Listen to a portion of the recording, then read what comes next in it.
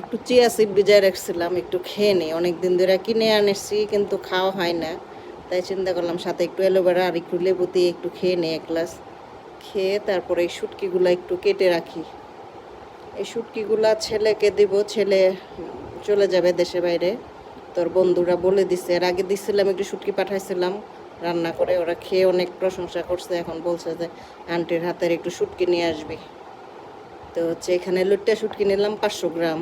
লুট্টা শুটকিটা দু পেঁয়াজা করে দিব। আর হচ্ছে চিংড়ি শুটকি নিলাম 100 গ্রাম, চিংড়ি শুটকিটা ভর্তা করে দিব। আর হচ্ছে চেপা শুটকির বড়া করে দিবে, বড়াটা আমার ভাবি করে দিবে। গরুর মাংস দিব, আর হচ্ছে গিয়ে মিষ্টি দিব। আরও 2-1 পদের শুটকি ভর্তা এবং হচ্ছে শুটকি আরও একটু বোনা করে দিব। তোরা বিদেশে থাকে, দেশি খাবারটা খেতে পায় না, তো এই আর কি একটু দেই, মজা করে খায়।